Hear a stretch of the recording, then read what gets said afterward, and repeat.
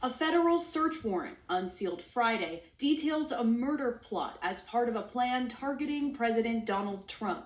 The documents attribute that plot to 17-year-old Waukesha student Nikita Casap, charged in the shooting deaths of his mother, Tatiana, and stepfather, Donald Mayer, inside their home February 11th.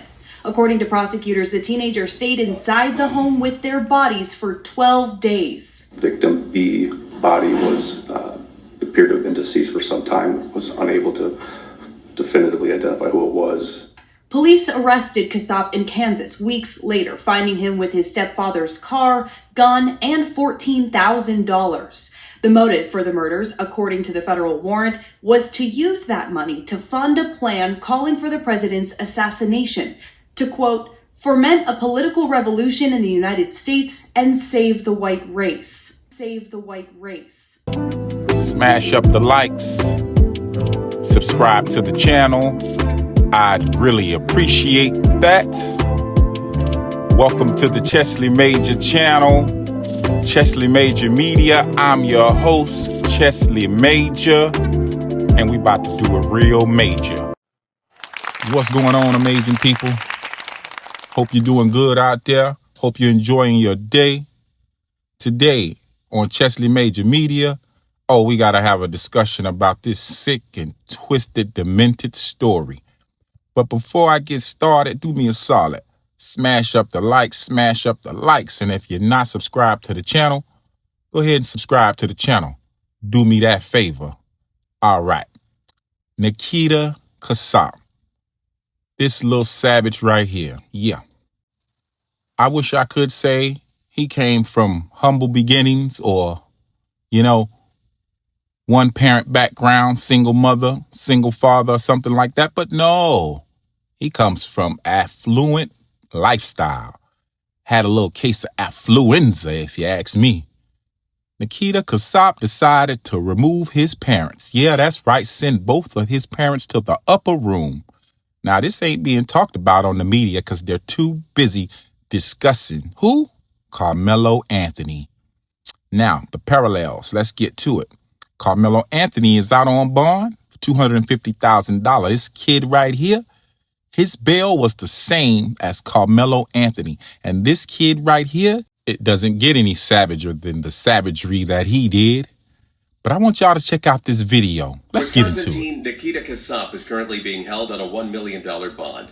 The 17-year-old is accused of murdering his mother and stepfather inside their Waukesha home back in February and stealing their car and leaving with the family dog. The Waukesha County Sheriff's Department says they found the bodies of 51-year-old Donald Mayer and 35-year-old Tatiana Casap on March 1st during a welfare check. The body was appeared to have been deceased for some time, was unable to definitively identify who it was. Law enforcement eventually arresting Casap during a traffic stop in Kansas 2 weeks later, saying they found a handgun, pried open safe, jewelry, and $14,000 cash inside the vehicle, as well as documents on his phone calling for the assassination of the President of the United States in order to foment a political revolution. Officials go on to claim Casap killed his parents as part of an effort to obtain the financial means and autonomy necessary to carry out his plan. According to federal documents filed in court, Casap shared the views of an extremist neo-Nazi group. The FBI describes the group as a satanic cult whose goal it is to incite chaos and violence. Casap is facing 9 felony charges, including 2 counts of first-degree intentional homicide, but prosecutors hinted there could be more charges. He has not entered a plea. His next court appearance is set for May 7th.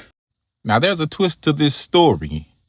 Good old Nicky boy decided that the money that he was going to steal from his parents after knocking them off, he was going to use that to knock off the orange man. Wow. Yeah, that's right. The person sitting in the White House right now. And he got a bond? How's that even possible? Oh, I know how. Can you say white privilege? That's how. So let me get this straight. Karmelo Anthony gets a bond reduction and you're going nuts, but no one's talking about this guy. But let's dive back into it. 17-year-old lived in his home with his parents' dead bodies for 2 weeks before he took off on a road trip. The former Student of the Month was arrested in Kansas and just returned back to the Badger State to face a judge. We're on the case. February 28th, the mom of Casap's stepdad, Don Meyer, called police in Wisconsin from her home in Massachusetts, and she asked deputies to do a wellness check at her son's house. She said that she and Meyer's sister received text messages from Donald that they found odd that week. Meyer lived in Waukesha with his wife Tatiana and Nikita Casap. That's Tatiana's 17-year-old son. This picture of the family is from WDJT-TV in Milwaukee. When police entered the house, they found Don Meyer dead. He had a gunshot wound to the back of his head, and Tatiana, Nikita's mom, was also dead. She had a gunshot wound to her torso and one from close range in her neck, which killed her. Who they didn't find in the house, though, was Nikita. The 17-year-old school was also concerned because he hadn't shown up to class for roughly 2 weeks, and a school resource officer also had asked for a wellness check. According to this criminal complaint, that officer cited that Nikita had perfect attendance at that point in the year. Deputies then pinged Tatiana and Don's cell phones, and that showed a location of Cheyenne, Wyoming. That's more than 14 hours away from Waukesha and 984 miles. Eventually, Nikita was arrested all the way in Waukene, Kansas. Police say he was driving his stepdad's Atlas, also had the family's dog in the car, and inside the vehicle as well, police say they saw a Smith & Wesson handgun in plain sight. Specifically a .357 Magnum. It looks like this. The complaint notes that Nikita's stepdad had bought a Smith & Wesson .357 Magnum, and that was missing from the house in Wisconsin. I would just like to say rest in peace to the parents. I feel for the parents because they did all they can do to try to raise this kid up to be a better kid, and all he became was a mad, deranged incel. The stepdad stepped in and stepped up, you know? He tried to play the father role, and this is the thanks he gets, taken out by his stepson.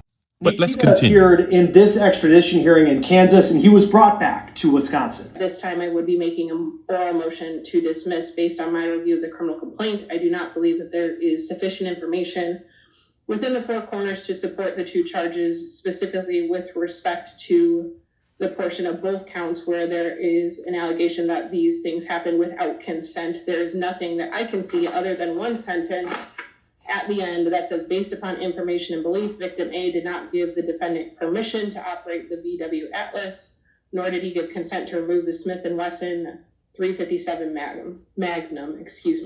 So based on that, I would move to dismiss at this time. Now, what you just heard was the public defender, saying they should dismiss the charges after the fact that he was caught riding around in a stolen car, which was his dad's, and he had his dad's gun inside the stolen car. Now, had this been a black kid, they would be telling you to plea out with your life. But let's get back into it. The court denied that motion. In this case, what's alleged to have occurred is that the police went to the house the defendant formerly resided at. He is no longer welcome at that residence. His stepfather and mother were found. We believe it's them. They now have been positively identified as his stepfather and mother. Were found deceased, shot. The stepfather was shot in the back of the head, and the mother had 3 gunshot wounds, one close up to the neck, and then 2 others that were non-fatal. Obviously, a dead person cannot give consent. We believe that the date of violation, although it's not in here, the date of death is on or about February 11, 2025, which means that the defendant was living in the house with his deceased mother and stepfather for a period of time up to February 23rd, based upon the fact that and I believe that there was a neighbor who said that I don't even think the defendant had a driver's license to be able to drive a car. So based upon that and the fact that he was underage, I believe the inference is that he did not have consent to either take the firearm out of the house or the car. Obviously, the person that would have had to give him consent is dead. And we believe forthcoming charges will be brought accusing this defendant of causing that death. So at least for this hearing, we do believe that the motion should be denied. The 4 corners of the complaint adequately established probable cause to believe a crime has been committed and that the defendant committed that crime. What? Charges dismissed. He only been in this country 10 years. He's definitely a flight risk. They say that Nikita's stepdad and mom were killed on February 11th. Their bodies not found until the 28th, and prosecutors say they believe Nikita lived in that house until February 23rd, nearly 2 weeks. I want to go back to something also that was noted in the criminal complaint related to text messages that Don Meyer allegedly sent family and even his boss at work. Deputies say that Don's sister received a text on February 18th, which is 7 days after prosecutors believe he died, saying that he had been sick and he was going to take some time off social media. His family also said that he had sent text messages that they found weird on February 23rd, also after the day that authorities believe that Don Meyer died. The complaint also shows that Meyer's manager at work said that they were in text communication from February 13th through the 25th, saying that he was sick and he couldn't talk on the phone. All these dates after when prosecutors say Don Meyer and Nikita Casap were killed. Certainly, the defendant will be charged with 2 counts of first-degree intentional homicide in the very near future. I'm just waiting for a couple warrants to come back. Further, the defendant was communicating via an app in either Russian or Romanian. We're not sure. The FBI is helping us to translate those communications. I can tell the court the defendant had $14,000 in cash on his person. He also stopped at least one Bitcoin machine and made 12 different transactions through that machine.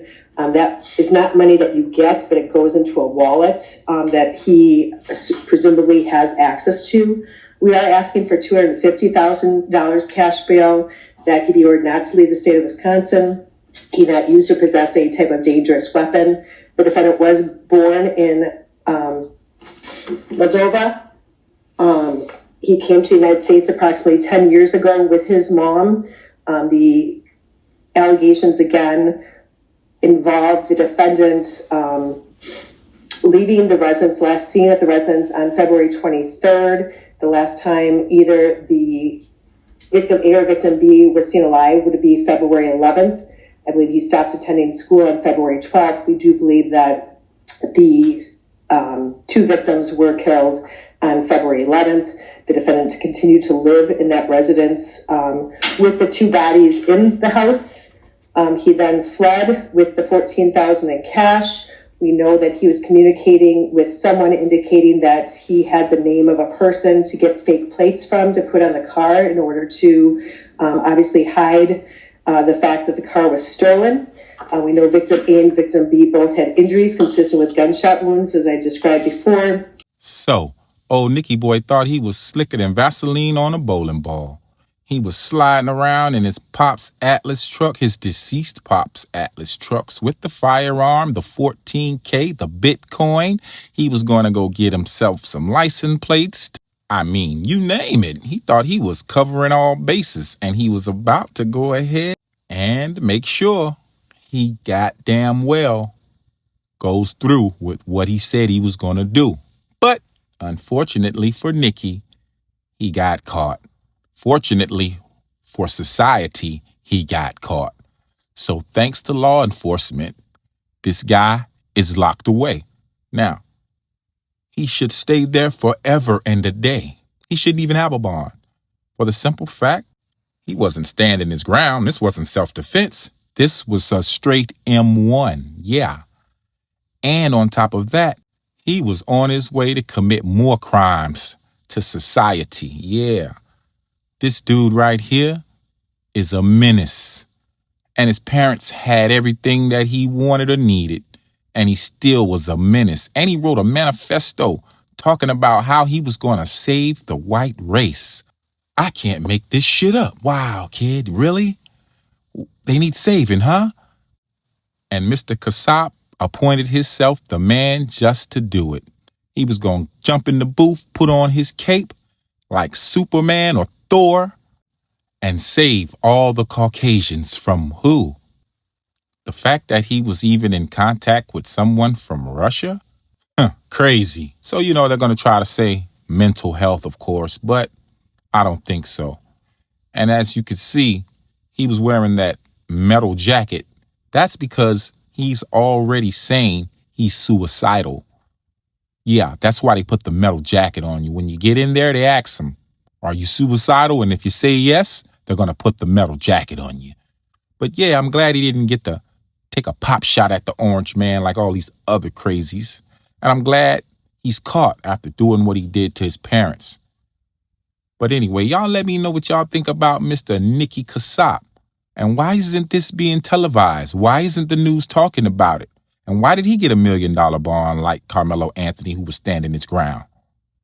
Like, share, and subscribe for more content like this. I am Chesley Major. Thanks for watching. See you on the next one.